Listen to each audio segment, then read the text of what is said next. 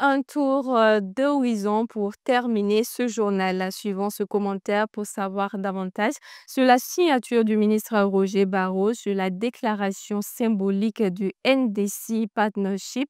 Nous parlerons aussi de l'atelier national de validation du projet de feuille de route pour l'opérationnalisation du nexus humanitaire développement paix. Également, nous parlerons de l'atelier de renforcement des capacités au profit d'une cinquantaine d'agents forestiers sur les procédures judiciaires applicables aux infractions en matière forestière. Des précisions dans cet élément que je vous propose de suivre.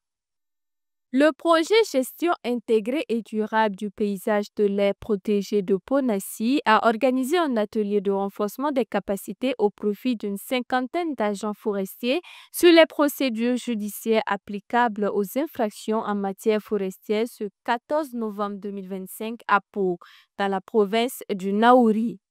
Outiller les acteurs de terrain sur l'application rigoureuse et légale des textes judiciaires et réglementaires relatifs à la police forestière, notamment le respect des procédures définies par le Code forestier et le Code de l'environnement, tel est l'objectif de cette formation.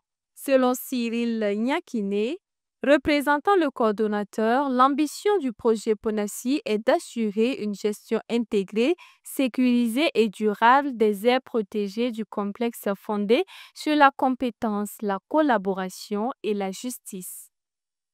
Toujours ce vendredi 14 novembre 2025, à Ouagadougou, le ministère de l'Agriculture, des Ressources animales et halieutiques, à travers le secrétariat exécutif du Conseil national de sécurité alimentaire, a organisé un atelier national de validation du projet de feuille de route pour l'opérationnalisation du Nexus humanitaire développement paix HDP, appliqué à la sécurité alimentaire et nutritionnelle au Burkina Faso.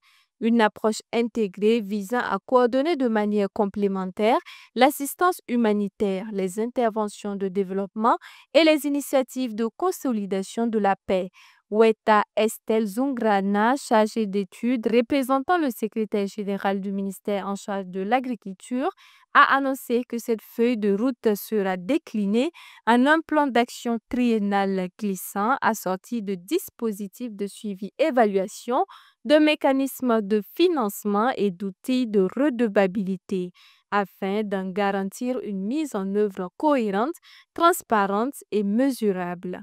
Puis cap sur la COP 30 qui se tient du 10 au 21 novembre 2025 à Belém au Brésil. Le ministre de l'Environnement, de l'Eau et de l'Assainissement du Burkina Faso, Roger Barrot, a procédé à la signature sur la déclaration symbolique du NDC Partnership, réaffirmant l'engagement de son pays à l'égard de l'accord de Paris et appelle à une action climatique accélérée, intégrée et inclusive. C'était ce lundi 17 novembre 2025. Cette signature permettra de mobiliser davantage de financement pour appuyer la mise en œuvre de la future CDN 3.0 du pays. Toutefois, le Burkina Faso, par la voix du ministre en charge de l'Environnement, a salué la bonne collaboration qui existe déjà entre le gouvernement du Burkina Faso et le NDC Partnership. C'est la fin de ce journal. Merci à tous de l'avoir suivi. D'ici là, prenez soin de vous, mais surtout, prenez soin de la nature. Au revoir.